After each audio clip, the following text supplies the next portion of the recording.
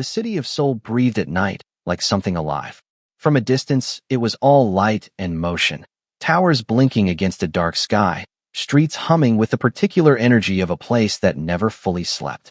But inside one particular mansion on the quieter edge of the city, the only sound was the soft click of a cup being set down on a wooden table. Just that. Silence after. Then a voice, low, unhurried, the kind that makes you stop whatever you are doing and lean in without knowing why. He was the most feared man in Seoul. He had survived gang wars, betrayals, and things that don't get spoken about in polite company. He had built an empire on silence and kept it standing through sheer, unbreakable control. Not one person in his organization had made him laugh in 4 years. And then she showed up, with a mop, a head wrap, and absolutely zero awareness of who she was walking into. She was just trying to pay her rent. He was just trying not to fall apart. Neither of them planned what happened next. The mansion sat still in the darkness. One window lit. Everything else shadow. This is the story of Kang Junho, a man who had decided the world didn't deserve his laughter. And Laura, the woman who made it her personal mission to prove him wrong. One of them succeeded. It just cost them both everything they were hiding first. Stay with me, because this one is going to stay with you. Before we go any further, if you are the kind of person who loves a slow burn story, the kind where every small moment means something and the ending earns every single tear, then you are exactly where you need to be. Every week there are stories exactly like this one. Stories about complicated people finding each other in the most unexpected places. Stories that don't rush. Stories that respect your intelligence and your heart. So before Laura walks through that door and changes everything, hit subscribe right now. Turn on notifications, because you do not want to miss what comes next. And drop a comment below, just one word. The one word that describes the last person who completely surprised you. Every single comment gets read. Every one. All right, she is about to arrive. Laura had 3 rules for every new place she worked. 1. Learn everyone's name by the end of the first day. 2. Find the funniest person on staff within the first hour. 3. Never, under any circumstances, let them see you nervous. She was currently failing Rule 3 spectacularly. It was a Tuesday morning in Seoul, and she was on a packed city bus with her head wrapped slightly crooked, her bag on her lap, and her left knee bouncing with a restless energy she was doing absolutely nothing to hide. She had the address memorized. She had the bus route memorized. She had rehearsed what she was going to say to the head housekeeper in her head approximately 11 times since waking up that morning, and each rehearsal had been marginally less convincing than the last. She adjusted the head wrap, straightened up, looked out the window at Seoul moving past her like a film she hadn't started from the beginning. The man beside her shifted his bag and it knocked her elbow, and she turned, and before her brain could run any kind of filter, she said, perfectly deadpan, "Don't worry, I was using that elbow for nothing important." The man blinked, then laughed. Then the woman in front of them turned around to see what was funny. Then the teenager across the aisle looked up from his phone. By the time the bus reached her stop, Laura had made 4 people laugh and exchanged names with 2 of them and forgotten entirely that she was nervous. This was just how she moved through the world. She stepped off the bus and looked up. The mansion was a lot. It sat behind iron gates on a quiet road lined with trees that had clearly been told to behave. The architecture was the kind that cost money in every single direction. It was not subtle about this. It had not been designed to be subtle. It stood there the way certain powerful things stood, not inviting, not threatening, simply existing in a way that made you aware of your own smallness. Laura looked at it for a long moment. Then, under her breath, to absolutely nobody, "Well, at least the dust will have somewhere to hide." She straightened her bag, rang the gate intercom, smiled at the camera above it with full professional warmth. The gate opened. The head housekeeper met her at the front entrance. Her name was Mrs. Yoon, and she had the bearing of a woman who had seen everything this house had to offer and had organized her face accordingly. She was not unfriendly. She was efficient in the way that people become efficient when efficiency is the safest way to be. She showed Laura the house in brisk, measured segments. This floor, this wing. These rooms you clean. These rooms you do not enter. She walked quickly and spoke in the kind of tone that expected notes to be taken even when no notebook was present. Then she stopped at the end of the main corridor and turned to face Laura with the gravity of someone delivering important safety information before a dangerous activity. 3 rules, she said. First, do not touch his desk. Not to clean it. Not to move anything. Not for any reason. Second, Do not speak unless you are spoken to when he is in the room. Third, she paused, as if choosing her next words with great care. Whatever you do not try to be funny. Laura nodded at each rule with complete professional sincerity. She broke the first one in 40 minutes. She was dusting the study, and a file had been left at a precarious angle on the edge of the desk, and the alternative was letting it fall, so she straightened it, which absolutely counted as touching the desk, but also absolutely needed to be done. She broke the second one by lunch. The chef was trying to open a jar that was clearly conspiring against him, and she was passing, and she simply said, "Turn it upside down first and tap the lid," and he tried it, and it worked, and that was technically a conversation she had initiated, and therefore Rule 2 was gone. The third rule never really had a fighting chance. She had been there 6 hours when she saw him for the first time. She heard him first, or rather, she heard the absence of him. The change in the house when he moved through it. The way the staff she had been talking to all morning went very slightly quieter. The way two bodyguards who had been perfectly relaxed a moment before stood almost imperceptibly straighter. Then Kang Junho walked past the entrance to the kitchen. He was tall, tailored suit, dark, no tie, collar open at the throat, the particular kind of undone that still managed to look more controlled than most people's careful best. His face was, Laura searched for the word and landed on structured. Not cold, not warm. Simply composed in the way that faces are composed when composure has been practiced for a long time. He moved with unhurried certainty, like a man who had never once in his life needed to rush because everything waited for him anyway. He did not look into the kitchen as he passed. He did not look at anything in particular. He just moved through the space like a weather system moving through a landscape, present and powerful and entirely somewhere else in his own head. And then he was gone. The kitchen exhaled. Laura looked at the chef. The chef looked back at her with the expression of a man who had just watched someone step close to a live wire without noticing. That, he said quietly, was the boss. I gathered, Laura said. She went back to work. But she stood in the corridor 5 minutes later on her way to the next floor, where he had walked, and she noticed something she filed away without fully examining yet. The house felt different after he passed through it. Not worse. Not frightening. Just waited. Like the air had been rearranged. She shook her head, picked up her mop, kept moving. 3 floors above her, in a study she had not yet been assigned to clean, Junho sat at his desk with a file open in front of him. He had been reading the same page for 11 minutes. He turned to the next one. Read 2 lines. Stopped. He set his pen down. He was not thinking about anything specific. He was simply aware, with the particular hyper-awareness of a man who had survived this long by noticing everything, that there was someone new in his house. He had noted this when she arrived. He had assessed, filed, returned to work. He had been returning to work approximately every 4 minutes since. He picked the pen back up. He put it down again.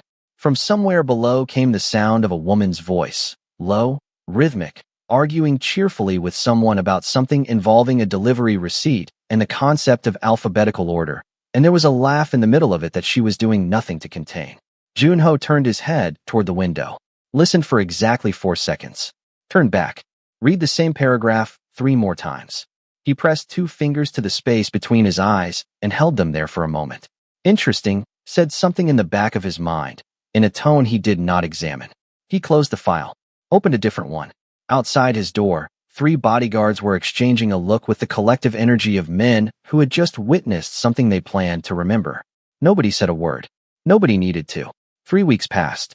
In 3 weeks, Laura learned every name in the house.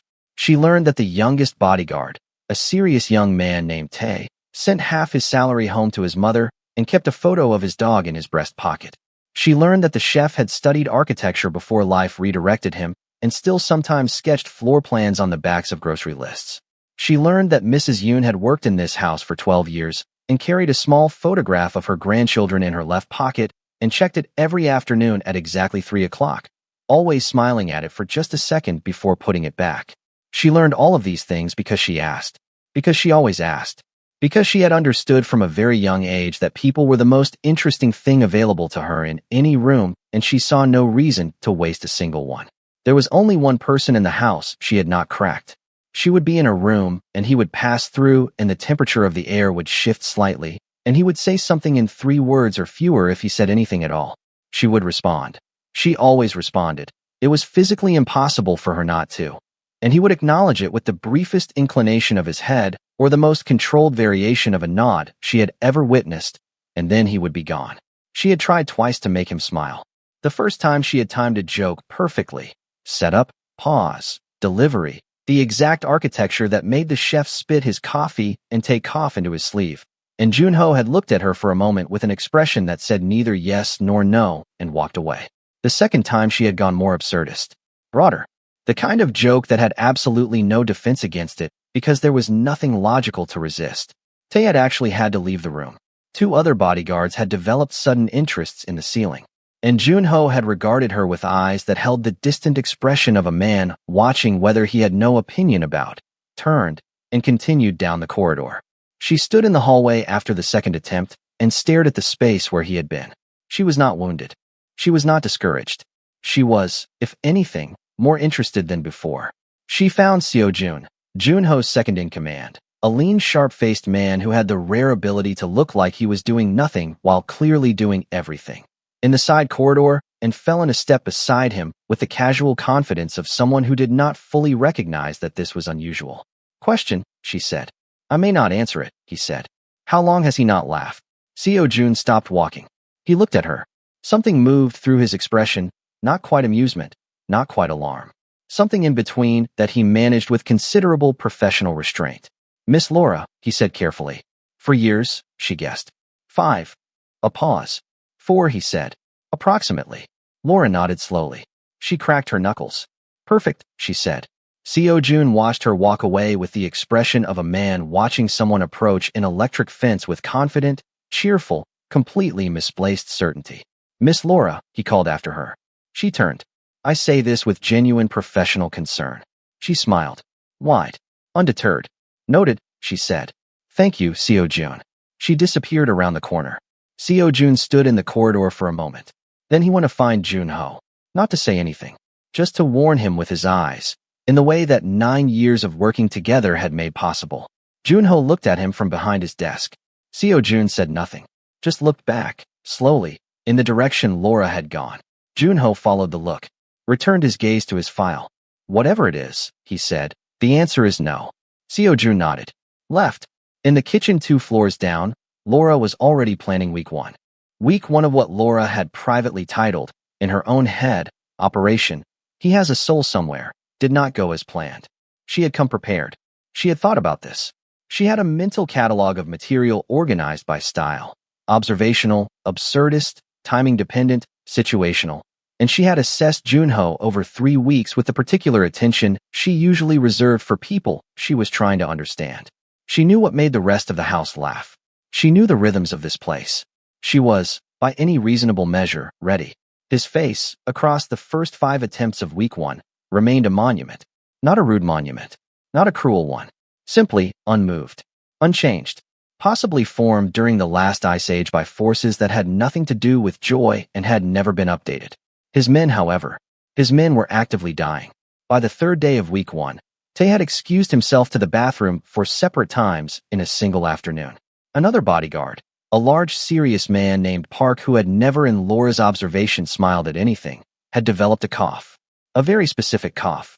The kind that appeared exclusively within 30 seconds of Laura beginning a sentence and disappeared completely the moment she finished. Mrs. Yoon had twice found urgent reasons to check something in an adjacent room when Laura was midway through a setup. The chef had started taking unnecessarily long to stir things when she was in the kitchen, so he had an excuse to have his back to the room. Junho noticed all of this. He said nothing. He also noticed, with the particular internal machinery of a man whose survival had always depended on noticing everything, that the laugh had been building somewhere in his chest since approximately day 2 of week 1. It sat there now like a structural problem he had identified and was choosing to defer. He was very good at deferring structural problems. He had an entire system. The system was under pressure. On day 4 of week 1, Laura delivered what she would later privately describe to herself as her masterwork. The timing was perfect. The setup had been running naturally for 2 full minutes without looking like a setup at all. The delivery landed with the precise weight she had intended. Park made a sound like a man being slowly compressed. Tae left the room with his hand over his mouth. Even Mrs. Yoon, who was across the hall and should not have been able to hear, appeared suddenly in the doorway holding a duster she had clearly picked up for no reason other than to have something to do with her hands while she composed herself. Junho looked at Laura, looked at his men, looked at Laura again. Something moved across his face. Something very small and very contained and very, very quickly managed. He turned and walked away. He went around the corner. He stood in the corridor outside his study for 63 seconds. He counted. Seo Jun rounded the corner from the other direction and stopped when he saw him. He took in his boss's expression, the extremely controlled, professionally maintained, absolutely nothing to see here face of a man who was in significant internal difficulty. Seo Jun said nothing. Junho straightened his cuffs. Not a word, he said. I didn't say anything, Seo Jun said. The look counts. Seo Jun rearranged his face into something neutral. Better. Go and do something useful.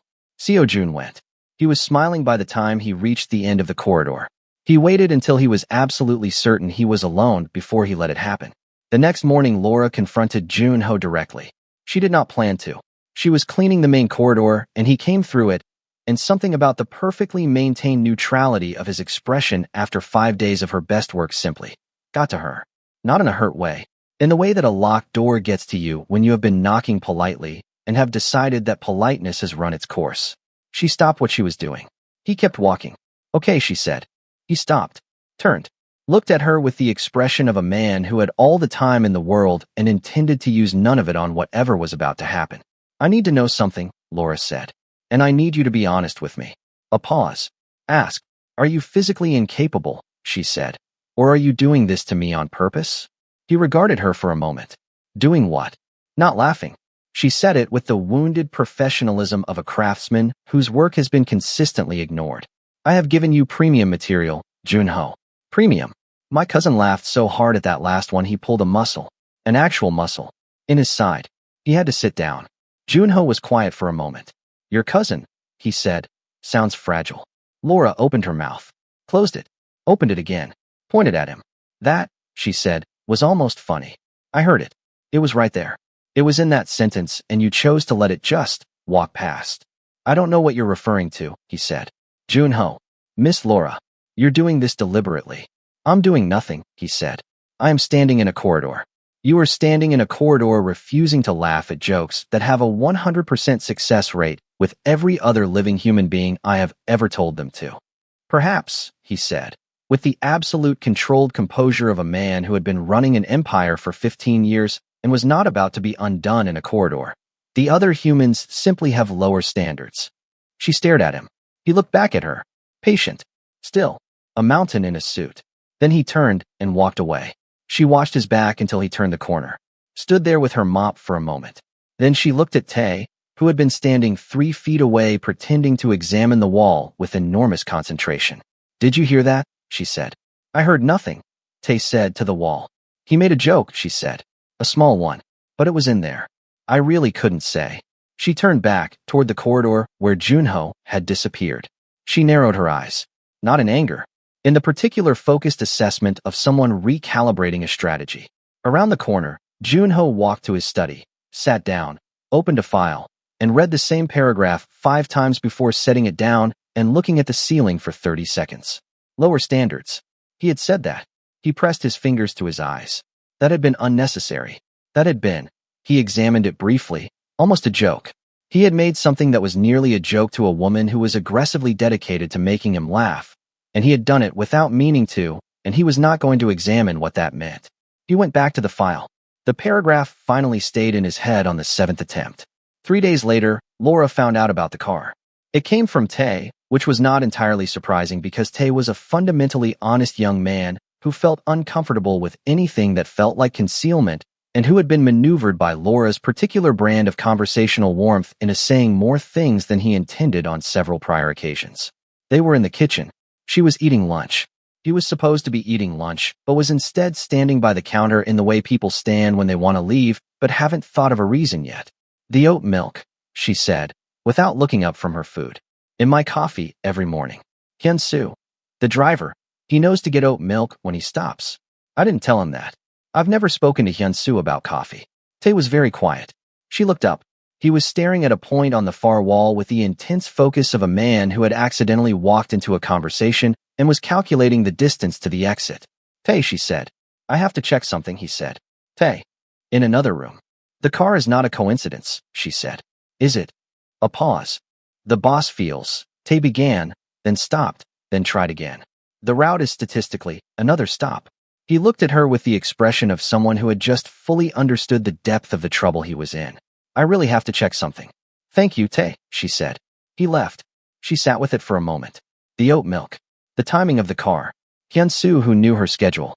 She went through it all with the quiet thoroughness of someone assembling a picture from pieces she had been looking at separately.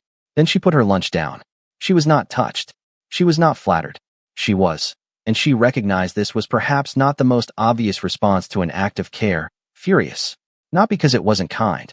The kindness was not in question. It was because nobody had asked her. Nobody had told her. She had been quietly identified as a problem and quietly solved without her knowledge or consent, and she had spent her entire adult life. Every difficult month, every tight week, every morning she got up and got herself where she needed to be on nothing but will and the particular stubbornness of a woman who needed no one's rescue. She had spent all of it making sure she was never anyone's problem to solve. She walked to his office, which nobody did. She knocked once, which was courtesy, and opened the door, which was intention. He was at his desk. He looked up at her entrance with the expression of a man who was extremely accustomed to people not walking into his office unannounced and was deciding what to do with this information. The car, she said. Stop sending it. He looked at her for a moment, then back to his desk. I don't know what you're referring to. Junho. Miss Laura. The driver's name is Hyun-soo, she said. And he knows I take oat milk in my coffee, and he told me that you told him so. A pause. Brief. Barely perceptible. That route is statistically dangerous at that hour. She met his eyes. Held them. So is this job, she said, but here I am. I don't need a babysitter. I need you to respect that I am a grown woman who has been getting herself home since long before you decided to care about it. Something moved across his face. Just for a second. Something she couldn't name, but felt the weight of. Then, it's not. A pause. It won't happen again. She nodded. Left. Junho sat at his desk. He looked at his phone for a moment. Called Seo Jun. Cancel the car, he said. Understood. He set the phone down. That same evening, he made 3 separate quiet arrangements to have her entire route home monitored, better lit, and observed by means she would never, in any conceivable scenario, trace back to him. Laura walked home that night feeling the particular satisfaction of a woman who had stood her ground and won. Junho sat in his study feeling like a man who had found a loophole in his own principles and was choosing to live in it without apology. Neither of them was entirely wrong. Neither of them was entirely right. But somewhere in the space between her fury and his loophole was something neither of them had named yet. The strange, uncomfortable tenderness of 2 people who were terrified of the exact same thing, arriving at it from completely different directions. Not every important moment announces itself. Some of them are just a Tuesday afternoon. She was cleaning his study. He was at his desk working. Neither spoke. The house was quiet in that particular mid-afternoon way that settles over large places when everyone is where they should be and the day has found its rhythm. She moved through the room with the efficient thoroughness she brought to everything. Methodical, unhurried, thorough without being intrusive. He worked. The scratch of his pen, the occasional soft sound of a page turning. And then she started to hum. It was unconscious. It always was. The kind of sound that escaped her when she forgot she wasn't alone. Low and rhythmic, something half-remembered, tuneless enough to not quite be a song but warm enough to fill the quiet edges of the room without announcing itself. He stopped writing. Not completely. His pen rested on the page. He did not look up. He simply stopped, just for a moment, receiving the sound the way you receive warmth from a window on a cold afternoon, without meaning to, without analyzing it. Then he went back to writing. She finished the room, gathered her things, moved toward the door. Good afternoon, she said, because that was what she said, every time, regardless of whether he responded. He did not respond. She left. The door closed. Junho set his pen down. He looked at the file in front of him. He had been working for 40 minutes. He now realized, no memory of the last 30. He looked at the page. The words were there. He had written them. He had no recollection of writing any of them. He looked at the closed door. 3 seconds. Then he closed his laptop. Stood. Went to the window. Looked out at the garden where the evening light was settling into the trees and Seoul moved distantly beyond the gates. He stood there for a long time. This, said the careful operational part of his mind, is becoming a problem. The rest of him did not respond. Was too busy standing at the window, thinking about a woman who hummed without knowing she was doing it, and stopped the moment she thought someone could hear. She never stopped for him. He filed that away. The file did not stay filed. It was a Thursday when Laura made the joke that went too far. She had not meant for it to go too far. She had not, truthfully, been thinking about it going anywhere at all. She was in a mood, not a bad one, a chaotic one, the kind that descended on her sometimes like weather, where everything was a setup and the world was generous with its material, and she could not help herself because she never really could when it was like this.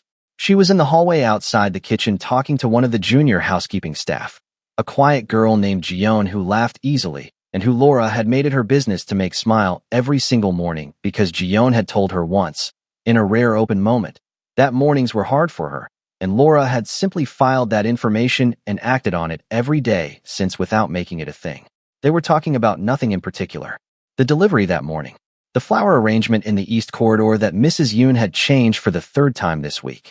And then Laura, in the full comfortable flow of a woman in her element, said something about Junho, harmless, affectionate in the way her jokes always were when she was at ease somewhere.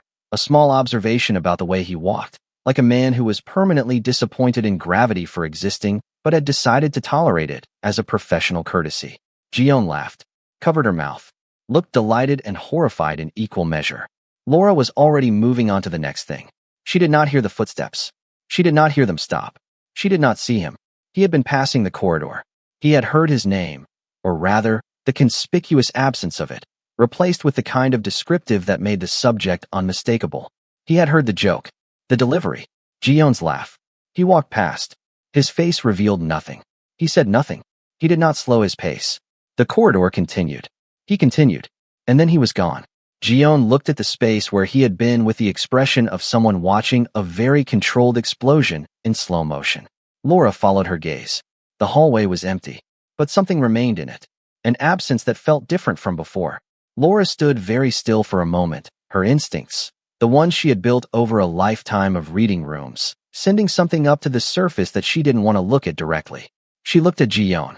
Gion looked back at her with the wide, silent expression of someone who could not help and was sorry about it. He heard that, Laura said. Gion said nothing, which was its own answer. The rest of the afternoon was fine.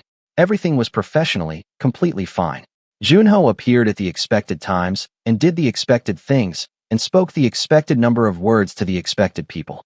His face was, as it always was, composed, controlled, revealing nothing, except that Laura could feel it. The way you could sometimes feel the shift in air pressure before a storm even when the sky still looked clear. The temperature between them. It had been cool since she arrived. She had made her peace with cool, but it was different now. It was not cold the way it was always cold. It was cold the way a door is cold when an extra lock has been turned. She had made a joke at the expense of his dignity. The one thing. She understood this now, in the full uncomfortable clarity of a person whose emotional intelligence had just woken up after spending the afternoon off duty. The one thing he actually wore as armor. Not the suits. Not the silence. Not the controlled neutrality. His dignity. The absolute refusal to be diminished. She had made it the punchline for Gion's entertainment in a corridor, and he had heard every word. She spent 2 hours deciding what to do about it. The options she considered and rejected. Pretend it hadn't happened, which was something she was constitutionally incapable of sustaining. Make a different joke, which was the wrong answer and she knew it. Do nothing, which felt like cowardice and she had never been a coward in her life. She found a reason to pass his study at 7 in the evening. The door was open. The light was on. He was at his desk with a glass of water and a file, and the particular stillness of a man who was working and would be working until he decided to stop. She stopped at the doorway. I said something stupid today, she said. He did not look up from the file. People say things. I wasn't being mean, she said. I want you to know that. I do this. When I like a place. When I feel comfortable somewhere. When I stop being careful about the edges of things. I make it into a joke because she stopped. That sentence had been about to go somewhere very honest, and she had not prepared for that. She redirected. Anyway, I'm sorry. A long silence. The kind that in his hands felt like something being considered rather than something being withheld. You're not obligated to apologize to me, he said. I know I'm not, she said. I wanted to. The pen moved once across the page. Stopped. The gravity comment, he said. She blinked. Yeah. Was it at least a good joke? She stared at the back of his head. The words had come out flat, controlled, completely unreadable as tone went. And yet underneath them, in the very particular frequency of a man who was allowing precisely as much as he had decided to allow, she heard something. Not a laugh. Not warmth. The doorstep of both. Honestly, she said, it was one of my better ones. He said nothing, but she saw it. Just barely, because she had been watching him long enough to know where to look, the line of his shoulders. Something in them shifting, releasing, the smallest possible degree, the way a door settles when the pressure behind it eases just enough. Good night, Junho, she said. Good night, Miss Laura. She left. He stayed very still until he heard her footsteps disappear down the corridor, until the house had fully absorbed her departure, until he was as certain as he could be that he was alone.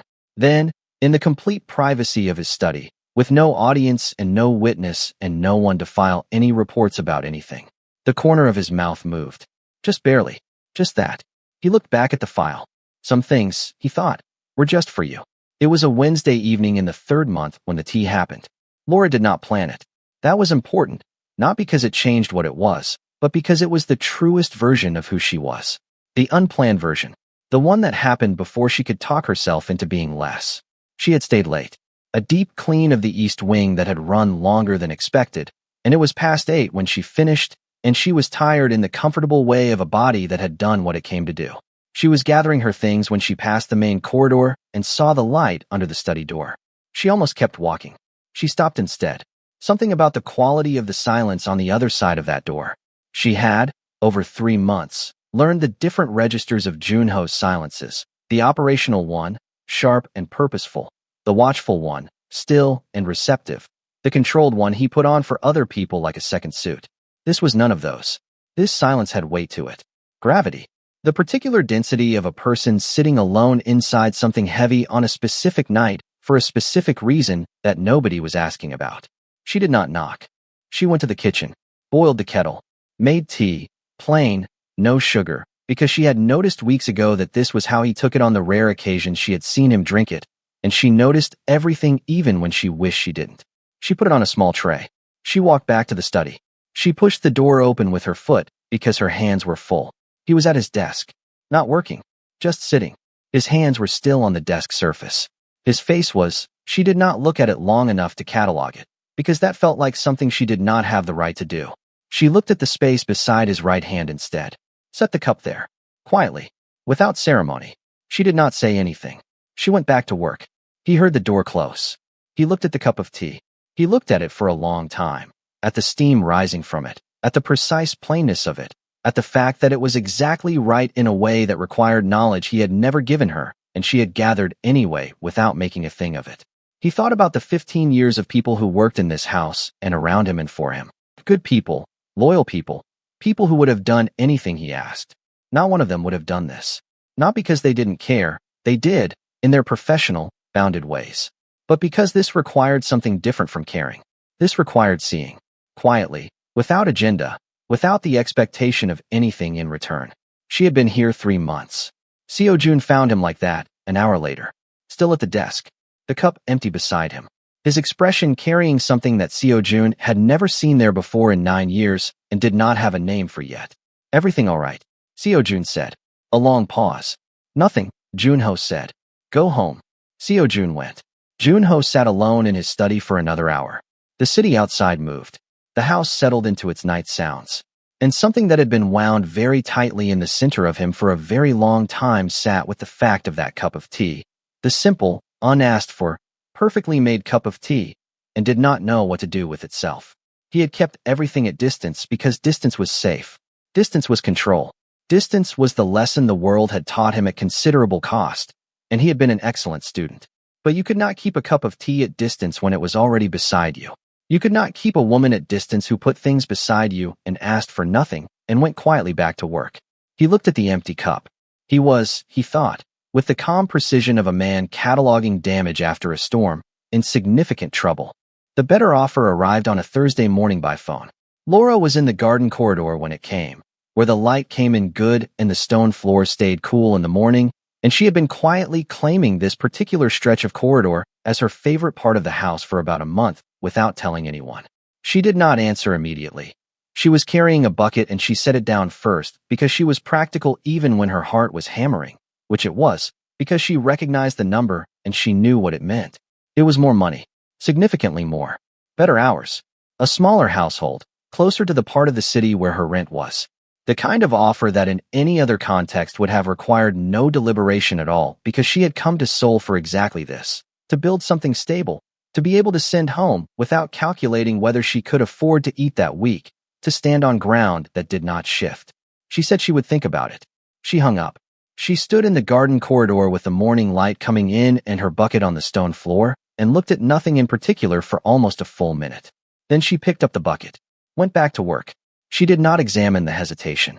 She had learned, over the years, that the things you did not want to examine were usually the things most worth examining, and she had developed a highly effective system for not doing it anyway, which involved keeping her hands busy and her mouth occupied and her attention spread very thin across many things so that no single thought could get enough room to become a conversation. The system worked well for approximately 4 days. On the 5th day, she told Mrs. Yoon she was putting in her notice. By lunch, the entire house knew. She could feel it, the change in the way people moved around her. Tae was quieter than usual and kept looking at her in the hallway with an expression she did not want to interpret. The chef made her favorite thing for lunch without being asked and pretended it was accidental, which was so transparent. She almost said something, but did not, because she thought if she said something she might feel it, and she was not ready to feel it yet. Seo-jun appeared at the kitchen doorway while she was eating. He stood there for a moment. "Miss Laura," he said. "I know," she said. "I haven't said anything. You don't have to." She looked at him. "Is he?" "He is," Seo-jun said carefully, "as he always is." Which told her nothing and everything. What Seo-jun did not tell her, because it was not his to tell, was this. Junho had known before Mrs. Yoon did. He had seen the phone call that morning from 3 floors up through a window he had been standing at for reasons he was no longer manufacturing explanations for. He had seen the way she stood after the call. The stillness of her, which was unusual. Laura was not a still person. She was a moving, humming, arguing with delivery men person, and the particular quality of that stillness told him everything a 3-minute phone call could contain. He had gone back to his desk. He had sat there for a long time. He had not moved to do anything. Not because he didn't know what he wanted to do. He was, at his core, an extraordinarily decisive man. But because there was a rule he had kept above every operational directive, above every strategic principle, above everything else. He did not use his position to cage people. He never had. The men who worked for him stayed because they chose to. The people in his house were not prisoners of his preference. And Laura, especially Laura, with her fierce independence, her refusal to be managed, the way she had looked at him in this very office over the car and told him she was a grown woman who had been getting herself home since before he decided to care. Laura, above everyone. He would not cage. Even if she was leaving. Even if the house already felt like it was holding its breath. He would not ask. The last day before her final day, Laura was cleaning his study. She was quiet. She was not performing quietness. She simply was it, the way the house was quiet when it rained. She moved through the room with her usual thoroughness, but the hum was absent, and she had not said anything since she came in except a brief, professional good morning which he had returned with equal brevity. He was at his desk, working, except that he had been on the same page for 20 minutes, and she could tell. She had spent enough time in this room to know what his working looked like, the rhythm of the pen, the texture of the silence, that he was not working. He was doing the same thing she was doing, which was being in this room and pretending to do something else. She finished the far wall, moved toward the bookcase. Then, because she was Laura and she had never in her life let something that mattered go unsaid, and she was not starting now, "You're not going to say anything." A pause. "About what?" "About me leaving." The pen stopped. "It's your decision." "I know it's my decision," she said, and her voice was very steady, which cost her something. "I'm asking if you have something to." "I'm asking," she stopped. She took a breath. She put the cloth down. She turned to face him. "Do you want me to stay?" The silence that followed was the longest one he had ever given her. Longer than all the 3-word answers. Longer than the space after jokes, after apologies, after cups of tea. It stretched out until it became something she could feel against her skin like weather. He looked at her, and for one moment, one unguarded, unmanaged, thoroughly uncontrolled moment, it was all there. Everything he had been filing and containing and redirecting and deferring for 4 months. It was on his face the way things are on faces when people forget to stop them. She saw the car and the food and the route. She saw the canceled meeting. She saw him standing at the window while she hummed. She saw 63 seconds in a corridor and a note that said tell her, and a cup of tea he had drunk every drop of. She saw all of it. Then it was gone. His face closed like a room that had briefly opened its door and thought better of it. You should take the offer, Laura, he said. She searched his face. Found the wall. Found it solid and high and carefully maintained. She nodded. She picked up the cloth. All right, she said. She finished the room. She said good evening when she left. He said good evening back.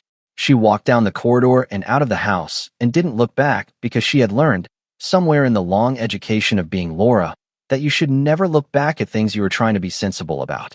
He sat in the study. He looked at the door for a long time. Seo Jun came in without knocking, which he never did. He walked to the desk and placed a folded piece of paper on it, beside the lamp where Junho would see it when he stopped looking at the door. Then he left without saying anything. Junho looked at it for a while. Then he unfolded it. Tell her. He did not slide it back.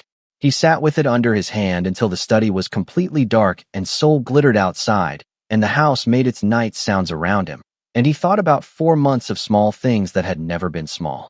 And he thought about what a man who had spent 15 years being afraid of nothing was apparently now afraid of.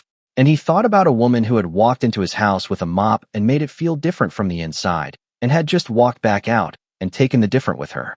He left the note on the desk. He went to bed. He did not sleep well. 3 days.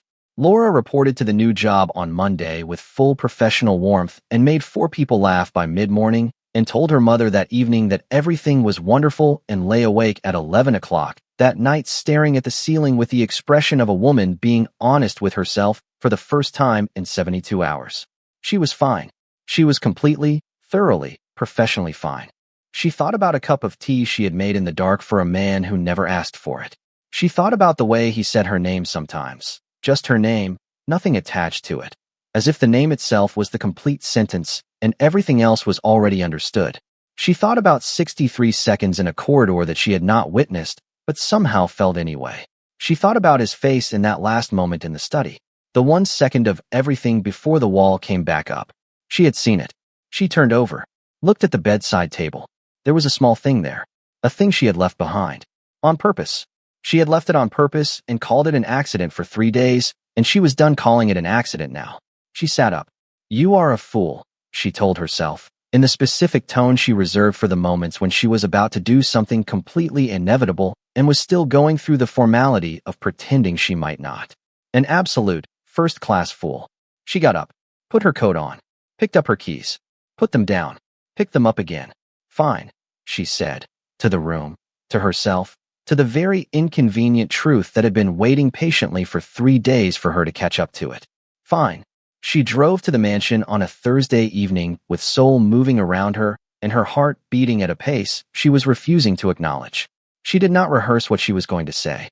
Every time she tried, the words came out either too large or too small, and she had learned, in the long practice of saying true things, that the ones that mattered most were better said without preparation. She knew what she was going back for. It was not the thing on the bedside table. She arrived on a Thursday evening, and the mansion met her differently than it had on any other day she could remember.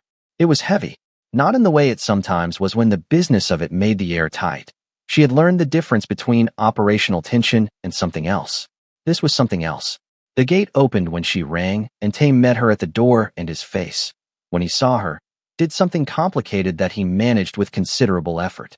Something happened last night, she said. It was not a question. It was handled, Tay said. Carefully. Is everyone? Everyone is fine. She looked past him at the house. The lights were on everywhere, which was unusual. The men she could see through the entrance were moving with the particular controlled carefulness of people operating in the aftermath of something they were still processing. She walked in. The atmosphere of the place pressed against her like a held breath. She moved through the entrance corridor and the reception hall, and she felt it in every room she passed. The tight, gray, exhausted silence of people who had gotten through something difficult and were now on the other side of it, but not yet fully certain they were allowed to relax. She reached the main corridor.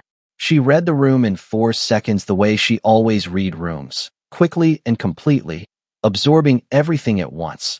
The positions of the men, the texture of the quiet, the weight of the morning sitting on all of them. And then, because she was Laura, because this is who she was in every room she had ever entered, because she had never once in her life been able to pass a room full of people carrying something heavy without trying to help them set it down even for a moment, she said something. It was quiet, aimed at nothing and nobody in particular. A small, perfectly placed, completely absurd observation about the collective expression of the three bodyguards standing by the east wall, which she delivered with the deadpan certainty of someone stating a weather report. The room cracked.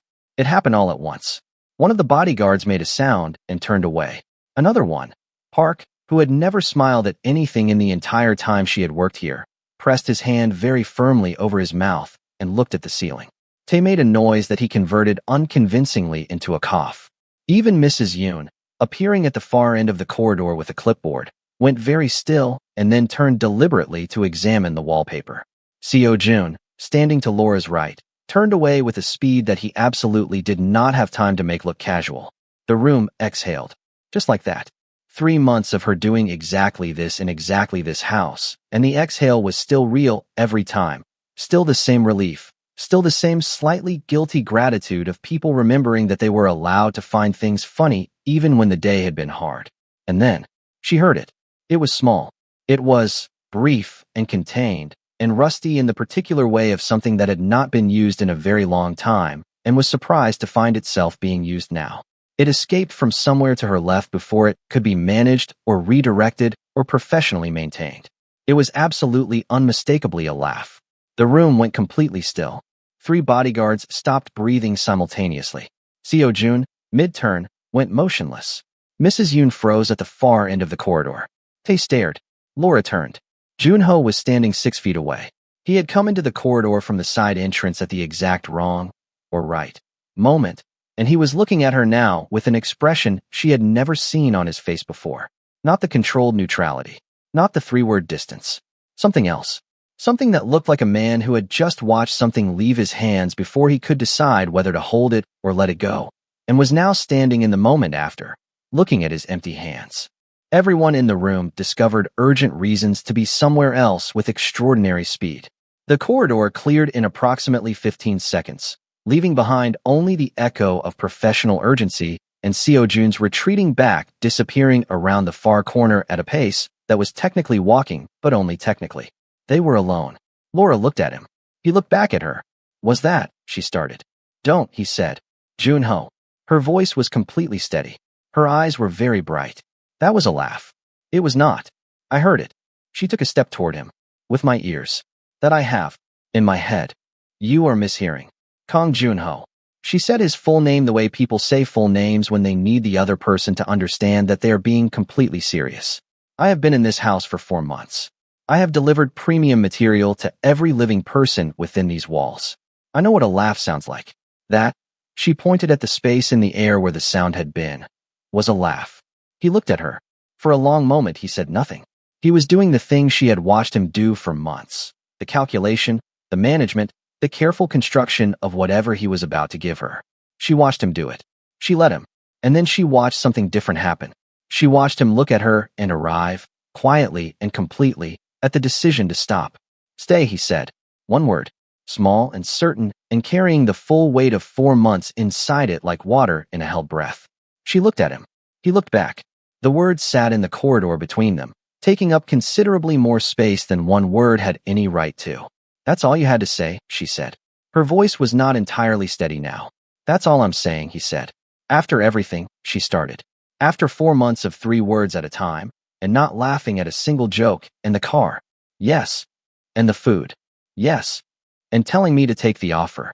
That, he said, with a precision that was almost painful, was the wrong decision. She laughed. Not the performance laugh. Not the room management laugh. The small, helpless, completely involuntary one that happened when something caught her entirely off guard, and she could not stop it, and did not try to. Stay, he said again. Quietly. Please. Oh, she said. Now we're adding please. That's growth. That's real. Laura. I'm just saying. For a man who has had 4 months to construct a sentence. Laura. Her name in his mouth. The way he said it. The way it was always a complete sentence. It stopped her. Not forcibly. Gently.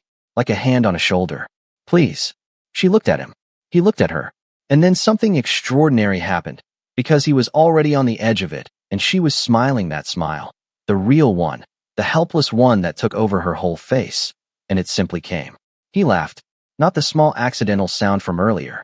A real one, quiet and brief and deeply, thoroughly reluctant, like something that had been locked in a room for 4 years and had finally found the door open and was not entirely sure what to do with the freedom, but was going through it anyway.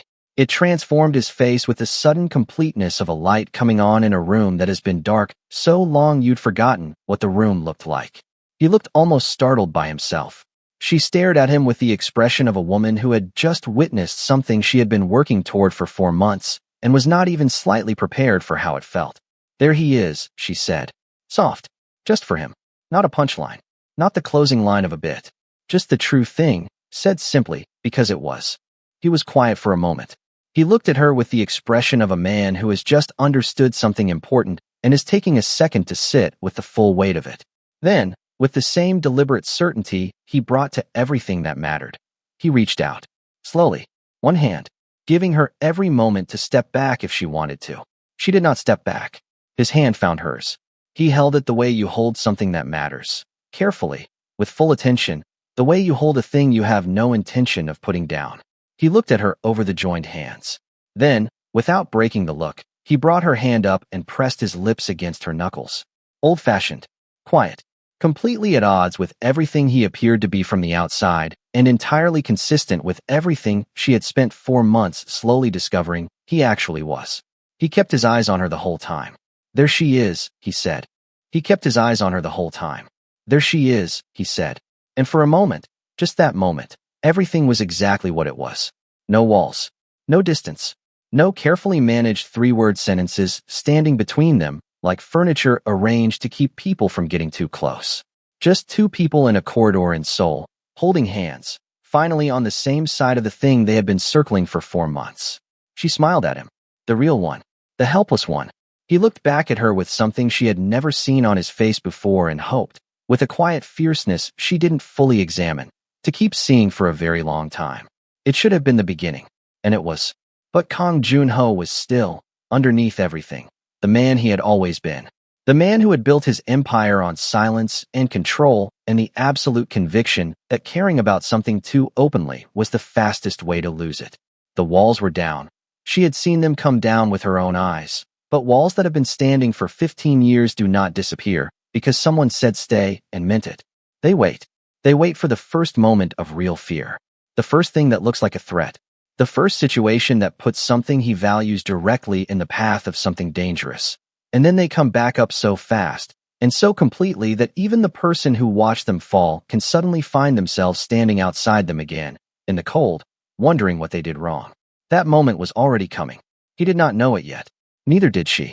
But 3 days later, something would happen that would make Kang Joon-ho, standing in a room with information he did not want and a decision he did not ask for, look at Laura and make the single most destructive choice available to a man who loves something and is terrified of what loving it could cost him.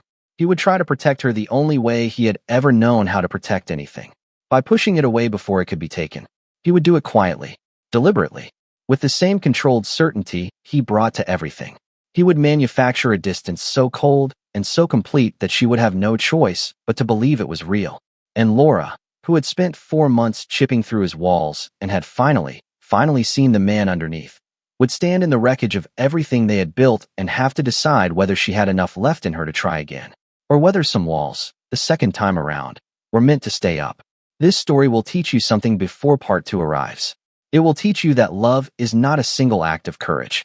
It is not the one hard conversation or the one moment you let someone see you. It is the choice made again and again, especially on the days when fear is louder than everything else. Joon-ho found his courage once in that corridor.